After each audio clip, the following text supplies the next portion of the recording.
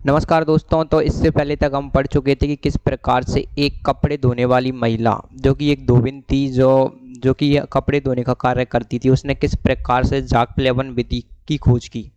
उसने एक जो केमिस्ट थी उसको क्या किया, वो जाक प्लेवन विधि की खोज करने के लिए प्रेरित किया। इसके बाद हम पढ़ने वाले हैं जो नई विधि है वो है आपके निक्षालन, किस प्रकार से धातुओं का निक्षालन किया जाता है ये पढ़ेंगे। तो चलिए शुरू करते हैं।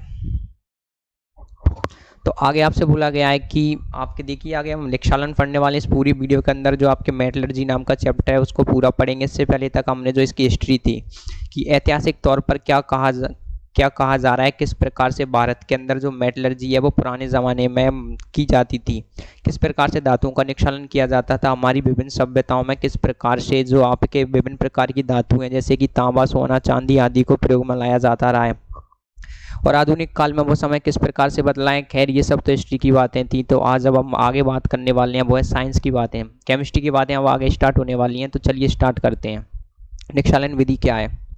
यदि अयस्क किसी उपयुक्त विलायक में विलेय हो तो प्राय निक्षालन का उपयोग करते हैं। निम्नलिखित उदाहरण से इस क्रियाविधि को स्पष्ट करते हैं।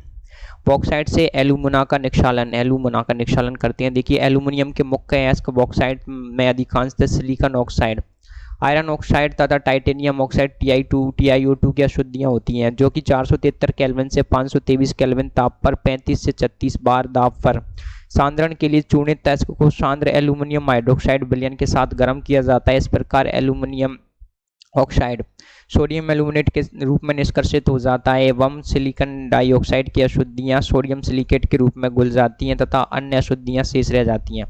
तो ये रहा आपके एल्यूमिना। इसमें क्या किया जाता है, आपके NaOH मिलाया जाता है पानी की उपस्थिति में, जिससे क्या मिलता है आपको, जिससे आपको मिलता है सोडियम एल्यूमिनोसिलिकेट ट्वाइस ऑफ NaAlOH का ऑल फोर, इसका ये सूत्र होता है। अब इसके बाद में देखिए क्या होता है। देखिए इसके बाद में क्या किया जाता है, विलयन में कार्बन डाइऑक्साइड गैस प्रवाहित करने पर एल्यूमिनेट को उदासीन कर लिया जाता है। ये रहा आपके एल्यूमिनेट। इसमें क्या किया जाती है, कार्बन डाइऑक्साइड गैस प्रवाहित की जाती है, जिससे क्या होता है ये उदासीन हो जाता है एवं जलयोजित Al2O3 अवक्षेपित हो जाता है, जिससे आपको ये अवक्षेपित हो गया। देखिए यहाँ पर इस अवस्था में विलयन ताज़ा बना जलयोजित Al2O3 का नमूना मिलाया जाता है, जिसे बीजारोपण कहते हैं और यह अवक्षेपण को प्रेरित करता है। तो देखिए दोस्तों यहाँ पर जो Al2O3.XH2O प्राप्त हुआ है और इसमें क्या करेंगे आप, वापस से क्या करेंगे आप, ताज़ा Al2O3 जो जलयोजित इसको मिलाएंगे, जिससे क्या होता है इसका बीजारोपण हो जाता है। सोडियम सिलिकेट विलयन में शेष रह जाता है तथा जलयोजित एल्यूमिना को छानकर क्या किया जाता है, सुखाकर तथा गर्म करके पुनः शुद्ध Al2O3 प्राप्त कर लिया जाता है। अब क्या किया आपने, देखिए जो आपके जलयोजित एल्यूमिना था इसको क्या किया अपन ने, गर्म करेंगे तो जो पानी था वो क्या हो जाएगा, यहाँ से चला जाएगा और हमारे पास में जो आपके Al2O3 है वो प्राप्त हो जाएगा। अब अन्य उदाहरण देखते हैं। आपकी चांदी तथा सोने के धातु कर्म में धातुओं का निक्षालन वायु की यानी कि ऑक्सीजन के लिए उपस्थिति में सोडियम साइनाइड अथवा पोटेशियम साइनाइड के तनु विलयन द्वारा किया जाता है, जिसमें से धातु बाद में प्रतिस्थापन अभिक्रिया द्वारा प्राप्त कर ली जाती है। तो देखिए जो आपके सोडियम साइनाइड वगैरह है उनसे धातुओं को किस प्रकार से शुद्ध करते हैं देखेंगे। देखिए M का मतलब है सोना या चांदी, M मतलब Ag अथवा औरम। इसमें क्या होता है, साइनाइड मिलाया जाता है KCN या फिर NaCN और साथ में पानी मिलाया जाता है, साथ में ऑक्सीजन गैस यानी कि धातु।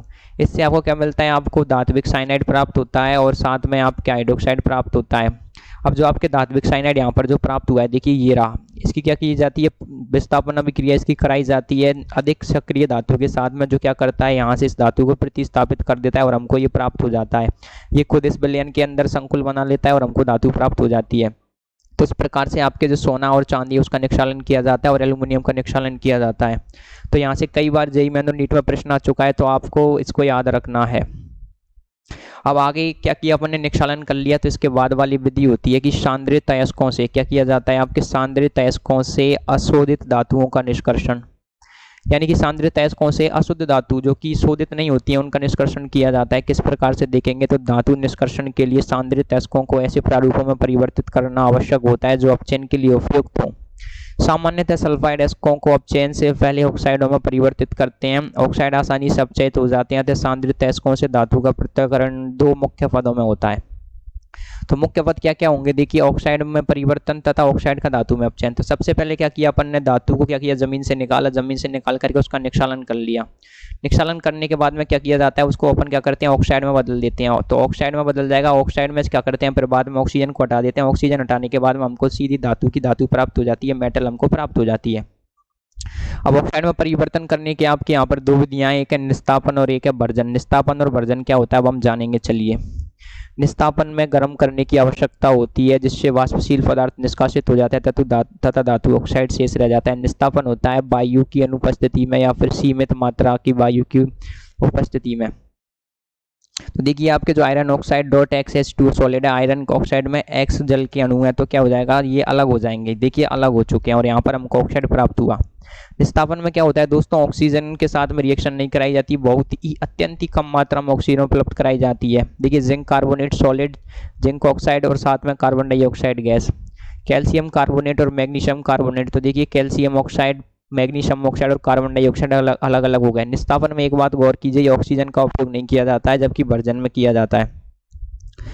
तो देखिए ये रहा आपके आधुनिक परावर्तनीय भट्टी का अनुभाग। तो आधुनिक परावर्तनीय भट्टी कुछ इस प्रकार की होती है, इस चित्र को आप याद कर लेंगे, एक बार के लिए देख लेंगे।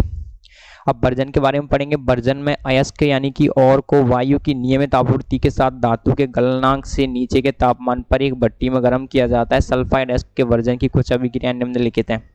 दोस्तों निस्तापन और भर्जन में मुख्य अंतर यह है कि निस्तापन में ऑक्सीजन की उपस्थिति नहीं होती है, जबकि आपके जो भर्जन होता है उसमें नियमित आपूर्ति के साथ धातु को गलनांक से नीचे के तापमान पर लगातार गर्म किया जाता है, यानी कि इसमें ऑक्सीजन सप्लाई बनी रहती है। तो देखेंगे आप जब जिंक सल्फाइड की रिएक्शन करेंगे ऑक्सीजन के साथ में तो क्या होगा, आप सभी लोग जानते हैं कि यहाँ पर आपको प्राप्त होगा जिंक ऑक्साइड और साथ में sulphur dioxide gas. Lead sulphide की रिएक्शन कराएंगे तो लेड ऑक्साइड और साथ में sulphur dioxide gas. Copper sulphide की कराएंगे तो कॉपर ऑक्साइड और साथ में सल्फर डाइऑक्साइड। तो दोस्तों एक बात तो आपको पता लग गया कि सल्फाइड गैस से हमको प्राप्त होती है SO2 गैस। कॉपर के सल्फाइड गैसों को परावर्तनीय भट्टी चित्र 6.3 में गर्म करते हैं। तो ये रहा आपके 6.3 चित्र, ये रही परावर्तनीय भट्टी, इसमें गर्म किया जाता है। इसमें गर्म करते हैं, यदि अयस्क में लोहा हो तो गर्म करने से पहले इसमें सिलिका मिलाते हैं। क्यों मिलाते हैं, देखिए आयरन होगा तो सिलिका के साथ में रिएक्शन करके धातु सिलिकेट बना लेगा FeSiO3 जो कि धातुमल होता है। आयरन ऑक्साइड आयरन सिलिकेट बनाकर धातुमल के रूप में तथा कॉपर मेट के रूप में प्राप्त होता है, जिससे कॉपर सल्फाइड तथा आयरन सल्फाइड, जिसमें कॉपर सल्फाइड तथा आयरन सल्फाइड होता है। उत्पन्न हुई SO2 गैस H2SO4 के उत्पादन के लिए प्रयुक्त की जाती है। तो दोस्तों यहाँ पर जो आपके सल्फर डाइऑक्साइड गैस प्राप्त हो रही है उससे क्या किया जाता है, आपके सल्फ्यूरिक अम्ल प्राप्त बनाया जाता है, जो कि जिसकी एक विधि होती है जो आप पढ़ चुके हैं, कॉन्टैक्ट प्रोसेस जिसको बोला जाता है। अब सेकंड प्रोसेस आएंगे। अब आपको ऑक्साइड तो प्राप्त हो गया कि ऑक्साइड का धातु में अपचयन देखिए किस प्रकार से होता है। धातु ऑक्साइड के अपचयन में प्राय जैसे किसी अपचायक जैसे कि कार्बन या कार्बन मोनोऑक्साइड अथवा अन्य धातु के साथ गर्म किया जाता है। अपचायक जैसे कि कार्बन धातु ऑक्साइड की ऑक्सीजन के साथ संयोग करते हैं, किस प्रकार से, देखिए ये रहा आपके धातु ऑक्साइड MXOY और साथ में इसकी रिएक्शन करेंगे कार्बन के साथ, तो इससे आपको क्या प्राप्त हो गया, धातु प्राप्त हो गई और साथ में कार्बन मोनोऑक्साइड अलग हो गई, यानी कि आपको शुद्ध धातु यहाँ पर प्राप्त हो चुकी है। तो ये विधि होती है आपकी धातु ऑक्साइड, धातु की क्या होती है, धातु ऑक्साइड में परिवर्तन करने की जो आपकी विधि होती है वो आप यहाँ से देख सकते हैं। तो आगे की जो विधि है वो हम देखेंगे। तो आगे देखेंगे दोस्तों हम, आगे आपको बताया गया है कि कुछ धातु ऑक्साइड क्या होते हैं, आसानी से अपचयित होते हैं, जबकि दूसरों को अपचयित करना कठिन होता है। अपचयन का अर्थ है धातु आयन द्वारा इलेक्ट्रॉन प्राप्त होना, यानी कि अपचयन का मतलब क्या होता है, कोई धातु जैसे कि मान लीजिए M+2 में है तो क्या करेगी, ये 2 इलेक्ट्रॉन ग्रहण कर लेगी, 2 इलेक्ट्रॉन ग्रहण करके किस में बदल जाएगी, ये M में बदल जाए, यानी कि अपनी जो ऑक्सीडेशन अवस्था है उसको कम करना अपचयन कहलाता है। किसी भी स्थिति में इन्हें गर्म करने की आवश्यकता होती है। ऊष्मागतिकी की कुछ मूल धारणाएं हमें धातुकर्मीय परिवर्तनों के सिद्धांत को समझने में सहायता करती हैं। गिब्स ऊर्जा सबसे अधिक सार्थक पद है। तापीय अपचयन में आवश्यक तापक्रम परिवर्तन को समझने तथा इसे प्रागुक्ति के लिए कौन सा तत्व दिए गए धातु ऑक्साइड MXOY के अपचयन के लिए अपचायी कर्मक के रूप में उपयुक्त होगा। गिब्स ऊर्जा से समझा जाता है तापीय अपचयन की समवैधता का मानक यह है कि दिए गए ताप पर गिब्स ऊर्जा का मान क्या होना चाहिए, ऋणात्मक हो। अब धातुकर्म की क्या ऊष्मागतिकीय सिद्धांत हम पढ़ेंगे। देखिए किस प्रकार से किसी प्रक्रम के लिए किसी विशिष्ट तापक्रम पर गिब्स ऊर्जा में परिवर्तन डेल्टा G को निम्नलिखित समीकरण द्वारा बताया जा सकता है। Delta G equal to delta H minus T delta S, ये इसका सूत्र होता है, जहां किसी भी प्रक्रम के लिए डेल्टा H एंथैल्पी में परिवर्तन तथा डेल्टा S क्या होता है, एंट्रोपी में परिवर्तन है। जब समीकरण 6.14 में डेल्टा जी का मान क्या होगा, ऋणात्मक होगा, केवल तभी अभिक्रिया अग्रसर होगी। देखिए जब डेल्टा जी का मान नेगेटिव होता है तभी कोई रिएक्शन स्वतः प्रवर्तित होती है। डेल्टा जी निम्नलिखित परिस्थितियों में ऋणात्मक हो सकता है, तो वो कौन कौन सी परिस्थितियां जिसमें डेल्टा जी नेगेटिव हो सकता है हम देखेंगे। तो आप देख सकते हैं कि जो आपका डेल्टा जी है यदि वो नेगेटिव होगा तो उसके लिए बहुत सारी कंडीशंस चाहिए आपको, वो कौन कौन सी हैं। यदि डेल्टा एस धनात्मक हो, यदि डेल्टा एस क्या हो, धनात्मक हो, तापक्रम टी बढ़ाने से टी डेल्टा एस का मान इस प्रकार से बढ़ जाएगा कि delta H less than T delta S हो जाए। ऐसी स्थिति में ताप बढ़ाने से डेल्टा जी ऋणात्मक हो जाएगा। यदि दो अभिक्रियाओं के युग्मन के परिणाम स्वरूप समग्र अभिक्रिया में डेल्टा जी का मान ऋणात्मक हो जाए तो अंतिम अभिक्रिया संभव हो जाती है। ऑक्साइडों के विरचन के लिए आप देख चुके हैं, ये ऑक्साइडों के विरचन के लिए इस प्रकार के युग्मन को गिब्स ऊर्जा डेल्टा जी नॉट तथा टी के मध्य खींचे गए वक्रों से आसानी से समझा जा सकता है। चित्र 6.4 ये दायरा का ये वक्र उन ऊर्जा परिवर्तनों के लिए खींचे जाते हैं जो 1 मोल ऑक्सीजन की खपत होने पर होते हैं। गिब्स ऊर्जा का प्रथम आलेखी निरूपण HJT एट एलिंगम द्वारा किया गया था और यह ऑक्साइडों के अपचयन में अपचायक के चयन के लिए प्रबल आधार प्रदान करता है। इसे एलिंगम मार्ग के नाम से जाना जाता है। तो एलिंगम मार्ग क्या होता है दोस्तों, डेल्टा जी और तापमान के बीच का जो ग्राफ होता है, तो और ये बताता है कि कोई अभिक्रिया पॉसिबल है या नहीं, तो उसको एलिंगम आरेख कहा जाता है। ऐसे आरेख हमें किसी अयस्क के ऊष्मीय अपचयन की संभावना की प्रागुक्ति करने में सहायता करते हैं। इनके उपयोग भी हमने समझ लिए। जैसा कि हम जानते हैं धातु का ऑक्साइड अपचयन के दौरान विघटित होता है और अपचायक इस ऑक्सीजन को क्या करता है, प्राप्त कर लेता है। तो यहाँ पर आपको कुछ ऑक्साइडों के जो आपके ग्राफ आपको दे रखे हैं, देखिए ये रहे, इस प्रकार से दे रखे हैं। दोस्तों इसमें एक महत्वपूर्ण बात होती है, वो याद रखेंगे कि जो भी ग्राफ नीचे स्थित होगा वो ऊपर वाले ग्राफ को इसके ऑक्साइड से क्या कर सकता है, हमेशा अपचयित कर सकता है। और इस बात को जो आपके जो यहाँ पर जो पॉइंट होते हैं जहाँ पर ये आपस में एक दूसरे को काटते हैं, इंटरसेक्शन पॉइंट, वो या तो गलनांक होंगे या फिर क्वथनांक बिंदु होंगे। तो ये बात आप याद रखेंगे। देखिए एलिंगम आरेख क्या होता है, सामान्यतः एलिंगम आरेख तत्वों के ऑक्साइडों के विरचन के लिए डेल्टा जी नॉट एफ यानी कि ये मानक होता है तथा टी के मध्य वक्र होता है, यानी निम्नलिखित अभिक्रिया के लिए होता है। ये कोई भी ये धातु है उसकी ऑक्सीजन से रिएक्शन कराएंगे तो ऑक्साइड प्राप्त हो रहा है। इस अभिक्रिया में ऑक्साइड बनने से गैसों के उपभोग के कारण आणविक यादृच्छिकता कम हो रही है, अतः डेल्टा एस का मान ऋणात्मक हो जाता है। समीकरण 6.14 में टी डेल्टा एस पद का चिन्ह धनात्मक कर देता है। इसके कारण ताप में वृद्धि होने के उपरांत भी डेल्टा जी उच्च मान की ओर बढ़ता है। परिणामतः MXOS के विरचन की अधिकांश उपरोक्त अभिक्रियाओं के वक्रों का ढाल क्या होता है, धनात्मक होता है। आगे बोला गया है कि प्रावस्था परिवर्तन ठोस से द्रव या प्रद्रव से गैस की स्थिति के अतिरिक्त प्रत्येक स्थिति में वक्र क्या होता है, एक सीधी रेखा होती है। मैंने कहा था कि जहां पर ये वक्र मुड़ रहा है वो है क्या है, प्रावस्था परिवर्तन। ढाल की धनात्मक दिशा की वृद्धि उस ताप को निर्देशित करती है जिस पर ऐसा परिवर्तन होता है। उदाहरण जिंक से जिंक ऑक्साइड के वक्र में अचानक परिवर्तन गलनांक को प्रदर्शित करता है। तो आपको बोला गया है कि जिंक से अचानक जिंक ऑक्साइड मिल रहा है, तो यहाँ पर जिंक वाला ग्राफ देखेंगे, ये रहा। देखिए आप यहाँ पर पहले सीधा गया, फिर एकाएक क्या हुआ, ये ऐसा हो गया। जिसका मतलब ये कि ये वाला जो पॉइंट है वो क्या है, इसका गलनांक है, यानी कि यहाँ पर ये गल रहा है, ये प्रदर्शित कर रहा है। आगे बोला गया है कि आपके ताप बढ़ाने पर वक्र में एक ऐसा बिंदु आता है जब वक्र डेल्टा जी नॉट और जीरो की रेखा को पार करता है। इसके नीचे ऑक्साइड के बनने से क्या होता है, डेल्टा जी नॉट ऋणात्मक होता है, इसलिए MXO स्थायी है। इस बिंदु के ऊपर MXO बनने की मुक्त ऊर्जा धनात्मक होती है, अतः ऑक्साइड MXO स्वयं विघटित हो जाएगा। आगे बोला है कि इसी प्रकार के आरेख सल्फाइडों तथा एलाइडों के लिए भी बनाए जाते हैं। इनसे यह स्पष्ट हो जाता है कि MXS का अपचयन कठिन क्यों होता है। अब एलिंगम आरेख भी क्या है, पूरी तरीके से सक्सेसफुल नहीं है, उसकी भी कुछ लिमिटेशंस हैं, तो वो देखेंगे एलिंगम आरेख की सीमाएं। तो ग्राफ केवल ये प्रदर्शित करता है कि कोई अभिक्रिया संभव है या नहीं, अर्थात केवल अपचायक के साथ अपचयन की प्रवृत्ति प्रदर्शित होती है। ऐसा इसलिए क्योंकि ये केवल ऊष्मागतिकी की धारणा पर आधारित है। ये अपचयन प्रक्रमों की बलगतिकी के बारे में कुछ नहीं बताता, ये अपचयन कितनी तीव्रता से होगा जैसे प्रश्नों का उत्तर नहीं दे सकता। यद्यपि यह व्याख्या करता है कि जब सभी स्पीसीज ठोस अवस्था में होती हैं तब अभिक्रिया मंद और अयस्कों के पिघल जाने पर आसानी से कैसे होती है। यहाँ ये ध्यान देने योग्य रोचक है कि किसी अभिक्रिया के लिए डेल्टा एच एंथैल्पी में परिवर्तन और डेल्टा एस एंट्रोपी में परिवर्तन के मान ताप में परिवर्तन होने पर भी लगभग स्थिर रहते हैं। अतः समीकरण 6.14 में केवल टीई प्रमुख चर बन जाता है तथापि डेल्टा एस यौगिक की भौतिक अवस्था पर अधिक निर्भर करता है। चूंकि एंट्रोपी निकाय में अव्यवस्था या अस्तव्यस्तता पर निर्भर करती है, अतः यह यौगिक के पिघलने ठोस द्रव या वाष्पित द्रव गैस होने पर बढ़ेगी, क्योंकि ठोस से द्रव या गैस से द्रव प्रावस्था में परिवर्तन पर आणविक अस्तव्यस्तता बढ़ती है। डेल्टा जी की व्याख्या के equal to delta G not equal to minus R T L N के पर आधारित है। अतः ये माना गया है कि अभिक्रिया और उत्पाद क्या है, साम्य अवस्था में, लेकिन ऐसा नहीं होता। यहाँ पर कोई धात्विक ऑक्साइड प्लस ए से मिलता है आपको धातु और साथ में एओ, ये सदैव सत्य नहीं होता, क्योंकि अभिक्रिया या उत्पाद ठोस भी हो सकते हैं। औद्योगिक अभिक्रियाओं में अभिक्रिया और उत्पाद बहुत कम समय के लिए साम्य अवस्थाओं में रहते हैं। ये सारा की सारा इंडस्ट्री में काम में आता है।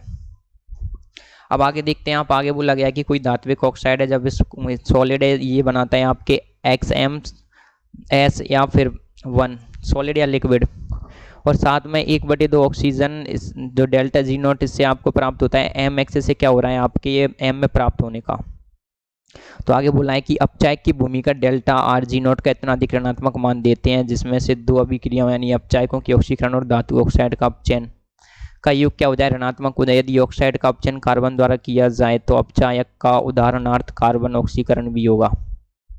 कार्बन की रिएक्शन ऑक्सीजन के साथ कराएंगे, CO गैस प्राप्त होगी। यदि अपचयन के लिए कार्बन लिया जाता है, इस तत्व का कार्बन डाइऑक्साइड में पूर्ण ऑक्सीकरण भी हो सकता है। तो देखिए यहाँ पर कार्बन मोनोऑक्साइड बना, तो यहाँ से देखिए यहाँ पर कार्बन डाइऑक्साइड बन रहा है। उपरोक्त समीकरणों 6.15 और 6.16 को जुड़ने पर हमें प्राप्त होता है कि MXO plus carbon solid XM या तो सॉलिड होगा या लिक्विड, और साथ में कार्बन मोनोऑक्साइड प्राप्त होता है। समीकरण 6.15 और 6.17 के गुणन से हमें प्राप्त होता है। देखिए ये रहा आपके 6.15 और ये रहा 6.17।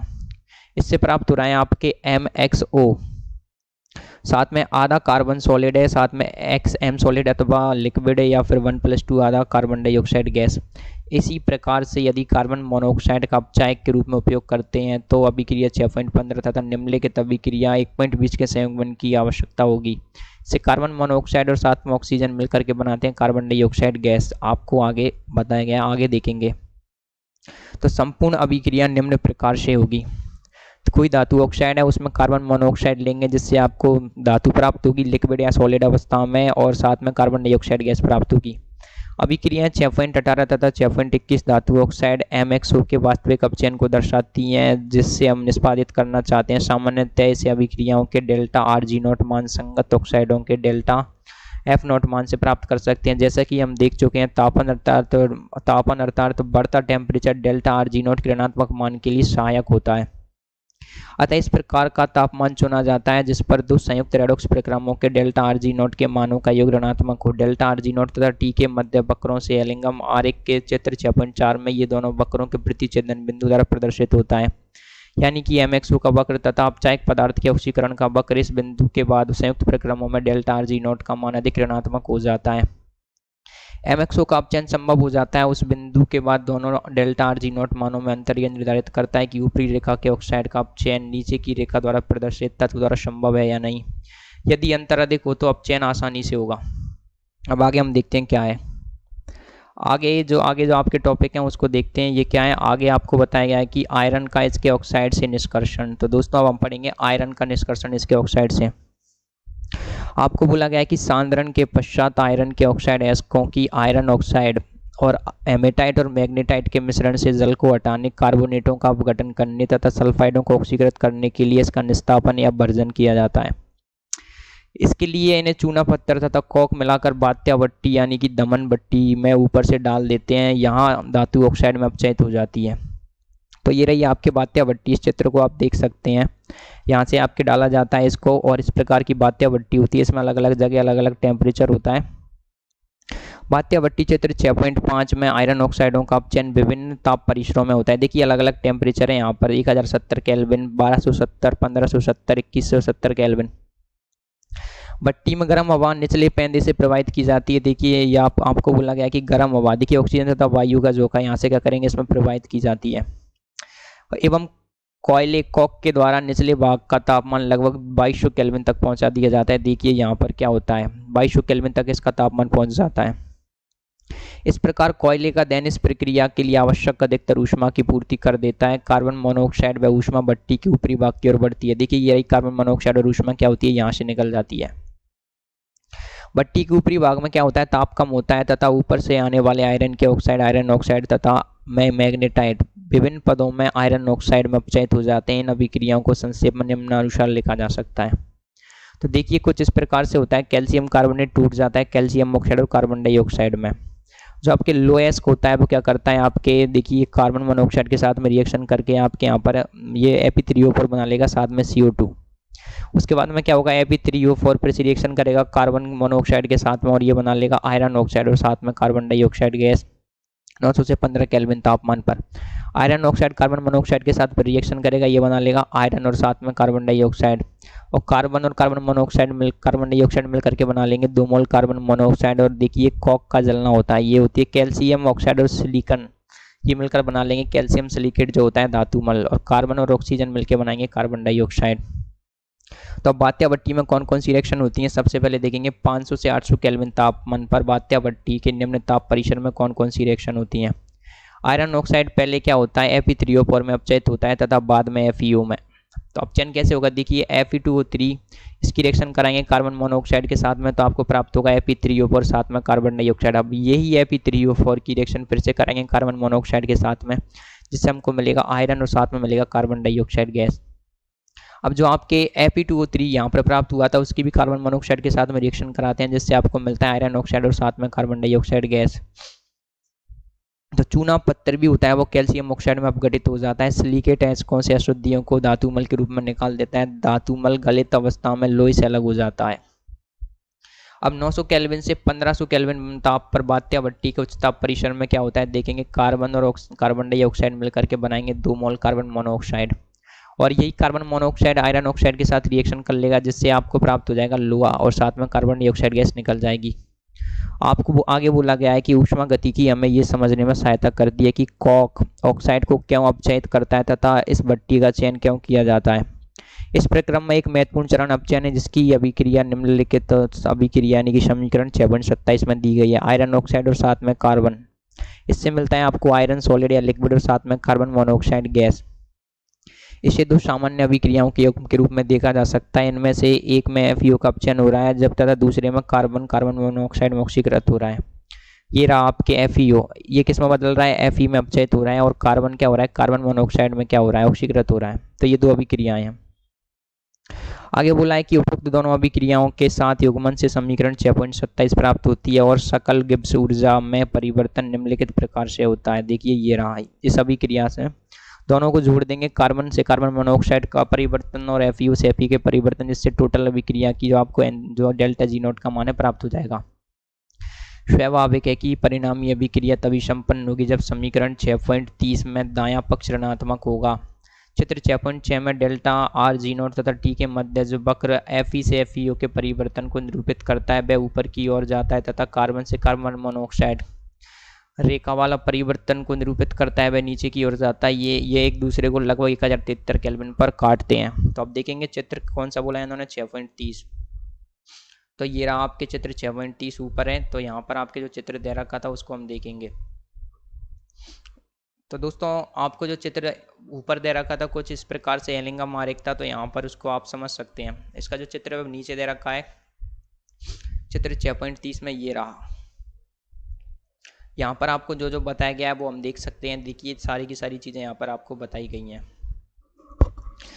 लगभग 1073 केल्विन ताप पर कार्बन मोनोऑक्साइड रेखा FeFeO रेखा के नीचे आ जाती है। देखिए आपको ऐसा बताया गया है। अतः इस परिसर में कॉक आयरन ऑक्साइड को अपचयित करेगा और स्वयं CO में ऑक्सीकृत होगा। आइए इसे चित्र 6.6 की सहायता से समझने का प्रयत्न करते हैं। डेल्टा R0 के सन्निकट मान लगभग 673 केल्विन तापमान पर 1400 डिग्री सेंटीग्रेड पर अभिक्रिया ट्वाइस ऑफ FeO। FeO के लिए डेल्टा R0 का मान 341 किलोजूल मोल इनवर्स है तथा 2 कार्बन प्लस ऑक्सीजन CO के परिवर्तन के लिए डेल्टा R0 का मान माइनस के 447 किलोजूल मोल इनवर्स है। यदि हम समग्र अभिक्रिया 6.27 के लिए डेल्टा R0 का मान ज्ञात करें तो ये माइनस के 53 किलोजूल मोल इनवर्स होगा, तो अभिक्रिया 6.27 संभव होगी। इसी प्रकार से Fe3O4 एवं Fe2O3 के CO द्वारा अपेक्षाकृत कम ताप पर अपचयन को CO तथा CO2 के वक्रों के प्रतिच्छेदन बिंदुओं के नीचे होने के आधार पर समझा जा सकता है। तो इस प्रकार से क्या ये आपके वक्र दे रखा है। आयरन तथा कार्बन के ऑक्साइड के विरचन के लिए एलिंगम आरेख गिब्स ऊर्जा बनाम T वक्र आरेखीय है। अब आगे बोला गया है आपको कि बात्या भट्टी से प्राप्त लोहे में लगभग 4% कार्बन की अशुद्धियाँ 4% कार्बन तथा अन्य अशुद्धियाँ जैसे कि सल्फर, फास्फोरस, सिलिकॉन, मैग्नीज सूक्ष्म मात्रा में उपस्थित रहती हैं। दोस्तों यहाँ से आप इस डाटा को याद करेंगे कि बात्या भट्टी से प्राप्त लोहे में कितने परसेंट कार्बन होता है, 4%, क्योंकि एक बार ये जेईई मेन में ये प्रश्न पूछा जा चुका है और एक बार ये नीट में भी आया था। तो ये इंपॉर्टेंट डाटा है, ये वापस आ सकता है आपके। ये कच्चे लोहे पिग लोहे के नाम से जाना जाता है तथा विभिन्न आकृतियों में डाला जा सकता है। डलवा लोहा क्या होता है, कच्चे लोहे से भिन्न होता है। इसे कच्चे लोहे, रद्दी लोहे एवं कोक को एक साथ गर्म हवा के झोंकों द्वारा पिघलाकर बनाया जाता है। इसमें धातु कम कार्बन लगभग 3% होता है तथा यह अति कठोर और भंगुर होता है। अन्य अपचयन देखिए, सबसे पहले होता है आपके क्या होता है जो होगा, सबसे पहला लोहा होगा कच्चा लोहा। कच्चे लोहे से थोड़ा सच्चा लोहा होता है वो कच्चे लोहे से अच्छा लोहा आता है वो होगा डलवा लोहा। डलवे लोहे से भी और अच्छा लोहा होगा वो होगा आपके पिटवा लोहा। पिटवा लोहा या आघात वर्धक लोहा वाणिज्यिक लोहे का शुद्धतम रूप है। इसको बोला जाता है वाणिज्यिक व्यापारिक लोहे का शुद्धतम रूप है और इसे हेमेटाइट की परत चढ़ी हुई परावर्तनीय भट्टी में डलवा लोहे की अशुद्धियों को ऑक्सीकृत करके बनाया जाता है। हेमेटाइट कार्बन मोनोऑक्साइड में ऑक्सीकृत कर देता है। ये रहा आपके हेमेटाइट और ये कार्बन, इसको साथ में रिएक्शन कराएंगे तो आपको प्राप्त होगा आयरन और साथ में कार्बन मोनोऑक्साइड गैस। चूने के पत्थर को गालक के रूप में मिलाया जाता है जिससे सल्फर, सिलिकॉन तथा फास्फोरस ऑक्सीकृत होकर धातुमल में चले जाते हैं। धातु को निकाल लिया जाता है और रोलरों पर से गुजारकर धातुमल मुक्त कर लिया जाता है। अब आगे का जो आपका कह है वो है कि अब अपन ने क्या किया, लोहे का पढ़ लिया, अब हम पढ़ेंगे तांबे के बारे में, कॉपर के बारे में। क्यूपरस ऑक्साइड यानी कि कॉपर ऑक्साइड से तांबे कॉपर का निष्कर्षण। तो तांबा किस प्रकार से प्राप्त करते हैं अब देखेंगे। ऑक्साइडों के विचलन के लिए डेल्टा RG0 तथा टी के मध्य आरेख चित्र 6.4 में कॉपर ऑक्साइड की रेखा लगभग शिखर पर रहता है। कॉपर के ऑक्साइड एस्कों को कॉक के साथ गर्म करके सीधे धातु में अपचेद करना अत्यधिक आसान होता है। विशेष करके 500 से 600 केल्विन के बाद कार्बन मोनोऑक्साइड तथा कार्बन डाइऑक्साइड दोनों ही रेखाएं आलेख में स्थित स्थिति में बहुत नीचे हैं, तथापि बहुत से अयस्क सल्फाइड होते हैं तथा कुछ में लोहा भी हो सकता है। सल्फाइड अयस्कों का वर्जन गलन करने पर ऑक्साइड प्राप्त होते हैं। देखिए ट्वाइस ऑफ कॉपर सल्फाइड और साथ में ऑक्सीजन, ये रिएक्शन करेंगे तो आपको मिलेगा कॉपर ऑक्साइड और साथ में सल्फर डाइऑक्साइड। ऑक्साइड को कॉक के द्वारा आसानी से धात्विक कॉपर में अपचेद किया जा सकता है। कॉपर ऑक्साइड प्लस कार्बन से मिलेगा twice of copper plus carbon monoxide. वास्तविक प्रक्रम में अयस्क को सिलिका मिलाने के बाद परावर्तनीय भट्टी में गर्म किया जाता है। भट्टी में आयरन ऑक्साइड आयरन सिलिकेट के रूप में धातुमल बनाता है तथा कॉपर मेट के रूप में प्राप्त होता है। इसमें कॉपर सल्फाइड तथा आयरन सल्फाइड होते हैं। देखिए आयरन ऑक्साइड और साथ में सिलिकॉन डाइऑक्साइड मिलकर के बनाएंगे आयरन सिलिकेट धातुमल। इसके बाद कॉपर मेट को सिलिका की परत चढ़े परिवर्तक में भर दिया जाता है। कुछ सिलिका भी मिलाते हैं तथा बचे हुए आयरन सल्फाइड, आयरन ऑक्साइड तथा कॉपर सल्फाइड और कॉपर ऑक्साइड को धात्विक कॉपर में परिवर्तित करने के लिए गर्म वायु के झोंके प्रवाहित करते हैं। निम्नलिखित अभिक्रियाएं संपन्न होंगी। आयरन सल्फाइड की रिएक्शन कराएंगे ऑक्सीजन के साथ में तो मिलेगा आपको आयरन ऑक्साइड और साथ में सल्फर डाइऑक्साइड। आयरन ऑक्साइड की रिएक्शन कराएंगे सिलिका के साथ में तो आपको मिलेगा आयरन सिलिकेट। कॉपर सल्फाइड का ऑक्सीकरण करेंगे तो आपको मिलेगा कॉपर ऑक्साइड। कॉपर ऑक्साइड का फर्दर कॉपर सल्फाइड के साथ फिर से रिएक्शन कराएंगे जिससे आपको मिलता है कॉपर और SO2। इसको बुलाया जाता है स्वतः अपचयन, जो वाली ये रिएक्शन है। इसको प्राप्त ठोस कॉपर तांबा SO2 के निकलने के कारण पपोलेदार दिखाई देता है, इसलिए इसे पपोलेदार तांबा या ब्लस्टर्ड कॉपर कहलाता है। तो यहाँ पर याद रखने योग्य बात है, आपसे जेईई मेन में, जेईई एडवांस में और नीट में तीन बार क्वेश्चन आ चुका है कि जो आपके फफोलेदार कॉपर रहता है वो किस गैस की वजह से रहता है, तो वो रहता है SO2 gas, sulphur dioxide gas की वजह से। अब आगे का जो है वो हम पढ़ेंगे जिंक ऑक्साइड से जिंक का निष्कर्षण। जिंक ऑक्साइड से जिंक किस प्रकार से प्राप्त किया जाता है पढ़ेंगे। जिंक ऑक्साइड का अपचयन कॉक द्वारा किया जाता है। इसमें कॉपर की स्थिति की अपेक्षा ताप अधिक रखा जाता है। तापन के लिए ऑक्साइड की कॉक तथा मृदा के साथ छोटी छोटी ईंटें बनाई जाती हैं। तो zinc oxide plus carbon coke होता है 1673 केल्विन पर, जिससे आपको प्राप्त होता है जिंक प्लस कार्बन मोनोऑक्साइड। धातु को वाष्पित करके तथा शीघ्र तीव्र शीतलन द्वारा एकत्रित कर लेते हैं। अब आगे बोला गया आपको धातु कर्म का वैद्युत रसायन सिद्धांत। तो हमने देखा कि किस प्रकार ऊष्मागतिकी के सिद्धांत उत्ताप धातु कर्मिकी में प्रयुक्त होते हैं। धातु आयनों के विलयन में अथवा गलित अवस्था में अपचयन में समान सिद्धांत प्रभावी होते हैं। धातु के गलित लवण का अपचयन वैद्युत अपघटन द्वारा अथवा कोई अपचायक धातु मिला करके किया जाता है। धातु लवण की पिघली हुई अवस्था में अपचयन विद्युत अपघटन द्वारा किया जाता है। ये विधियां वैद्युत रसायन सिद्धांत पर आधारित है, जिन्हें निम्नलिखित समीकरण द्वारा समझा जाता है। Delta G0 equal to minus NFE0।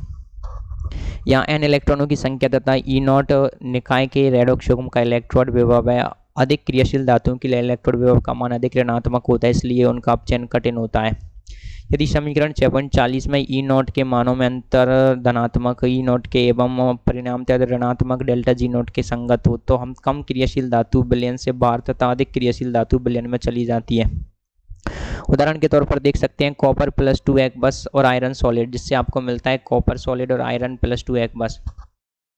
सामान्यतः विद्युत अपघटन में Mn+ आयन ऋणात्मक इलेक्ट्रोड कैथोड पर विसर्जित होते हैं और वहां निक्षेपित हो जाते हैं। उत्पादित धातु की क्रियाशीलता को ध्यान में रखते हुए सावधानियां रखी जाती हैं एवं उपयुक्त पदार्थों के इलेक्ट्रोड का उपयोग किया जाता है। कभी कभी गलित पदार्थ को अधिक सुचालक बनाने के लिए कालक मिला दिया जाता है, एल्यूमिनियम। अब हम पढ़ेंगे एल्यूमिनियम।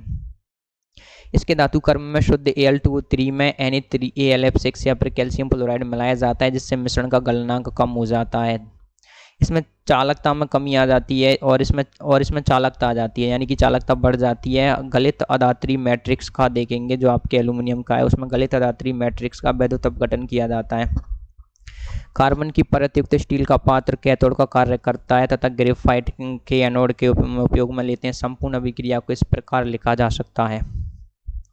ट्वाइस ऑफ Al2O3 और साथ में 3 कार्बन, इससे आपको प्राप्त होता है 4 एल्यूमिनियम और 3 कार्बन डाइऑक्साइड गैस। वैद्युत अपघटन की यह विधि ऑल हेराल्ड प्रक्रम के नाम से प्रसिद्ध है। गलित द्रव्य का वैद्युत अपघटन एक वैद्युत अपघटनी सेल में कार्बन इलेक्ट्रोड का प्रयोग करके किया जाता है। एनोड पर उत्सर्जित ऑक्सीजन एनोड से कार्बन से अभिक्रिया करके कार्बन मोनोऑक्साइड एवं कार्बन डाइऑक्साइड बनाती है। इस प्रकार एल्यूमिनियम के प्रत्येक किलोग्राम के उत्पादन के लिए कार्बन एनोड का लगभग 0.5 किलोग्राम कार्बन जल जाता है, यानी कि 1 किलो के लिए आधा किलो आपका जो कार्बन है वो जल जाता है। और जो आपके वैद्युत अपघटनीय अभिक्रियाएं वो इस प्रकार की होती हैं। तो ये रहा आपके एल्यूमिनियम के लिए निष्कर्षण के लिए वैद्युत अपघटनी शेल। ग्रेफाइट एनोड होता है और आप देखेंगे यहाँ पर कार्बन की परत युक्त स्टील का जो पात्र होता है वो क्या होता है, कैथोड का कार्य करता है, ये वाला। और एल्यूमिनियम के लिए निकास होता है गलित एल्यूमिनियम और गलित Al2O3 और साथ में Na3AlF6 मिलाया जाता है। यहाँ पर कॉपर क्लैंप लगी होती है। ग्रेफाइट का एनोड होता है। एनोड पर अभिक्रिया होगी, एल्यूमिनियम क्या बन जाएगा आपके, एल्यूमिनियम लिक्विड में बदल जाएगा। कार्बन सॉलिड ऑक्सीजन के साथ रिएक्शन करके कार्बन मोनोऑक्साइड बना लेगा। कार्बन पर से रिएक्शन करके कार्बन डाइऑक्साइड बना लेगा। आगे बोला गया आपको कि निम्न कोटि यानी कि अपकृष्ट अयस्कों तथा रद्दी धातु से कॉपर, निम्न कोटि अपकृष्ट अयस्कों से कॉपर का निष्कर्षण हाइड्रो धातु कर्म द्वारा करते हैं। इससे अम्ल या जीवाणु के उपयोग से निक्षालित करते हैं तथा कॉपर +2 आयन युक्त विलयन को रद्दी लोहे या हाइड्रोजन से क्रिया करते हैं। समीकरण 6.40 और 6.40 ये रहा। कॉपर +2 एक्वस हाइड्रोजन के साथ रिएक्शन करेंगे, कॉपर साथ में आपको मिलेगा ट्वाइस ऑफ H+ एक्वस। अब आगे का हमारा टॉपिक है वो देखेंगे, वो है आपके ऑक्साइड ऑक्सीकरण और अपचयन क्या होता है। देखिए ऑक्सीकरण अपचयन क्या होता है। अपचयन के अतिरिक्त कुछ निष्कर्षण विशिष्ट अधातुओं की ऑक्सीकरण पर आधारित है, यानी धातुओं के लिए तो क्या होता है अपचयन, लेकिन जो आपके अधातु हैं उनके लिए क्या होता है आपके ऑक्सीकरण। ऑक्सीकरण पर आधारित एक अत्यंत सामान्य उदाहरण है लवण जल में क्लोरीन का निष्कर्षण। क्लोरीन समुद्री जल में सामान्य लवण के रूप में बहुतायत में उपलब्ध है। देखिए क्लोरीन जल के साथ रिएक्शन कराएंगे समुद्र में, इससे आपको मिलेगा हाइड्रोक्साइड आयन, साथ में हाइड्रोजन, साथ में क्लोरीन गैस। इस अभिक्रिया के लिए डेल्टा G0 का मान प्लस के 422 किलो जूल है। जब इसे डेल्टा G0 माइनस NE0F का उपयोग करते हुए E0 में परिवर्तित करते हैं तब हमें E0 का मान 2.2 वोल्ट प्राप्त करते हैं।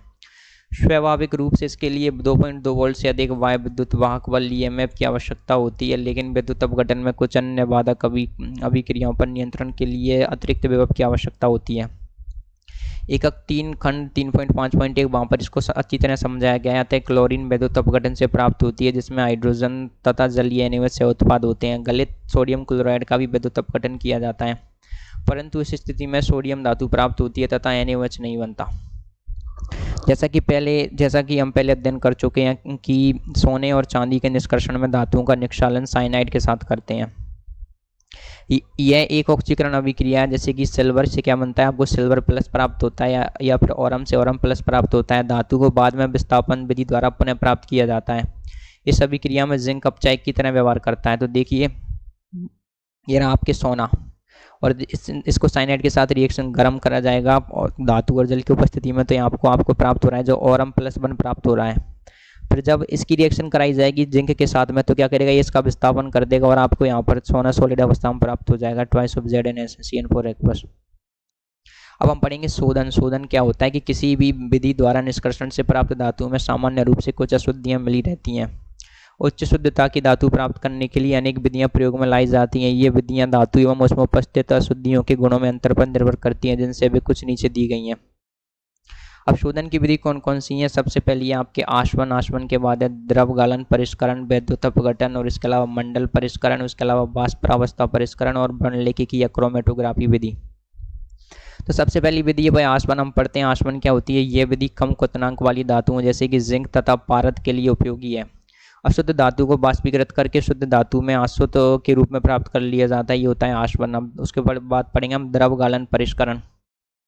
इस विधि में कम गलनांक वाली धातु जैसे कि टिन को गलाकर ढालू सतह पर बहने दिया जाता है, जिससे अधिक गलनांक वाली अशुद्धियां अलग हो जाती हैं। आगे आपके वो है वैद्युत अपघटनी शोधन। इस विधि में अशुद्ध धातु को क्या करना, अशुद्ध धातु को एनोड बनाते हैं, उसी धातु की शुद्ध धातु पट्टी को कैथोड बनाते हैं, ठीक है।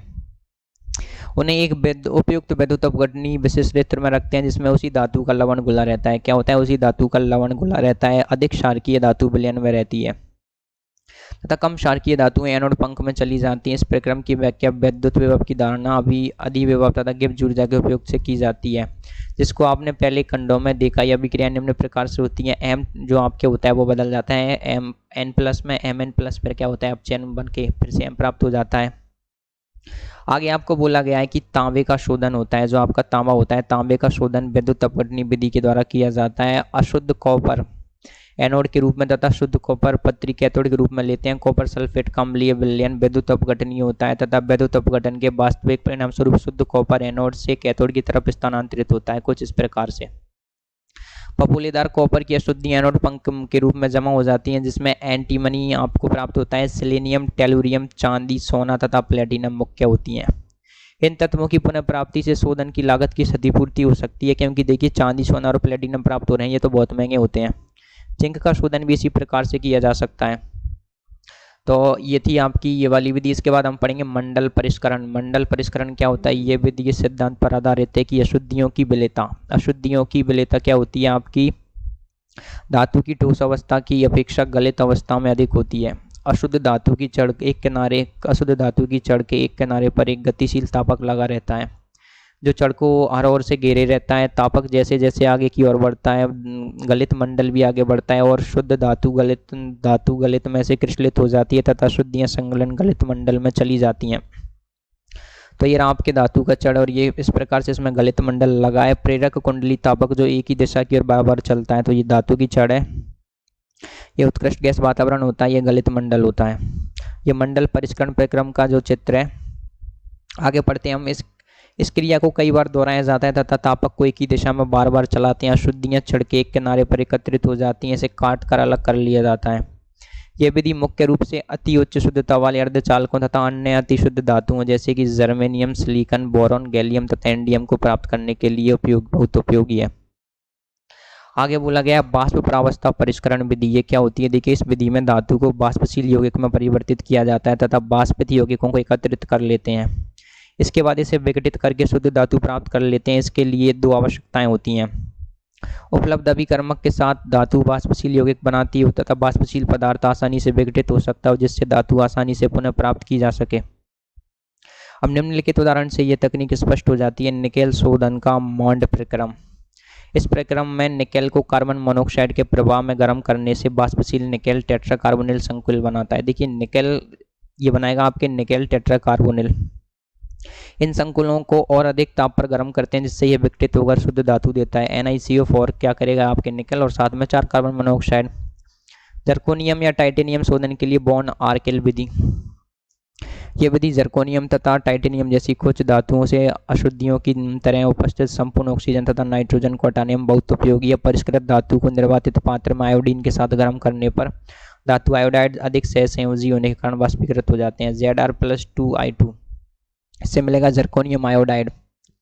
धातु आयोडाइड को विद्युत धारा द्वारा 1800 केल्विन ताप पर गर्म करने पर टंगस्टन तंतु पर विघटित किया जाता है। इस प्रकार से शुद्ध धातु तंतु पर जमा हो जाती है। वर्णलेखिकी या फिर क्रोमेटोग्राफी विधियां आपने कक्षा 11 चैप्टर नंबर 12 में पदार्थों के शोधन की क्रोमेटोग्राफी तकनीक के विषय में जान चुके हैं। स्तंभ लेखिकी यानी कि कॉलम क्रोमेटोग्राफी सूक्ष्म मात्रा में पाए जाने वाले तत्वों के शुद्धिकरण और शुद्ध किए जाने वाले तत्वों तथा शुद्धियों के रासायनिक गुणों में अधिक भिन्नता न होने पर शुद्धिकरण के लिए अत्यधिक उपयोगी होती है। तो कॉलम क्रोमेटोग्राफी हम वहाँ पर पढ़ चुके हैं, अब आगे पढ़ेंगे आप एल्यूमिनियम, कॉपर, जिंक तथा लोहे के उपयोग। इनके उपयोग क्या होते हैं? देखिए, एल्यूमिनियम पन्नी का उपयोग खाद्य पदार्थों के आवरण पत्र रैपर के रूप में होता है। धातु की सूक्ष्म धूलि का उपयोग प्रलेपों, पेंटों में, प्रलाक्षों, रोगन में किया जाता है। अत्यधिक क्रियाशील होने के कारण एल्यूमिनियम का उपयोग क्रोमियम तथा मैग्नीज के ऑक्साइडों से उसके निष्कर्षण में किया जाता है। एल्यूमिनियम के तारों का उपयोग विद्युत चालकों के रूप में किया जाता है। एल्यूमिनियम युक्त मिश्रातु हल्की होने के कारण बहुत उपयोगी होती है। तांबे का उपयोग, अब तांबे का उपयोग विद्युत तार बनाने में तथा जल और भाप के लिए पाइप बनाने में होता है। इस प्रकार इसका उपयोग कई प्रकार की मिश्र धातुओं में भी किया जाता है जो धातु से अधिक कठोर होती हैं, जैसे कि पीतल में क्या होता है? जिंक के साथ कॉपर होता है, कांसा होता है टिन के साथ, तथा मुद्रा मिश्र धातु निकेल के साथ की जाती है। जिंक का उपयोग जस्तेदार लोहा बनाने में किया जाता है। व्यापक मात्रा में इसका उपयोग बैटरियों में कई मिश्र धातु घटकों जैसे कि पीतल, कॉपर 60%, जिंक 40%, तथा जर्मन सिल्वर होता है। जर्मन सिल्वर में देखेंगे कॉपर 25 से 30% तथा जिंक 25 से 30% और निकल 40 से 50% में होता है। यशत रस का उपयोग रंजक सामग्री, प्रलेप आदि के उत्पादन में अपचाय के रूप में किया जाता है। डलवा लोहा, जो कि लोहे का सबसे महत्वपूर्ण प्रकार है, इसका उपयोग स्टोवों, रेलवे स्लीपरों, गटर पाइपों तथा खिलौने आदि को डालने में होता है। इसका उपयोग पिटवा लोहे तथा इस्पात को बनाने में किया जाता है। पिटवा लोहे का उपयोग लंगरों, तारों, बोल्टों, चैनों तथा कृषि उपयोगी उपकरणों को बनाने में किया जाता है। और स्टील इस्पात के अनेक उपयोग हैं। जब इसमें दूसरी धातुएं मिलाई जाती हैं तो मिश्रातु इस्पात प्राप्त होता है। निकेल इस्पात का उपयोग रस्से बनाने, स्वचालित वाहनों तथा हवाई जहाजों के हिस्से, लोलक, मापक पीतों, कटाई के औजारों तथा संदलक मशीनों को बनाने और स्टेनलेस स्टील का उपयोग साइकिल, स्वचालित वाहनों, बर्तनों तथा पेनों इत्यादि में किया जाता है।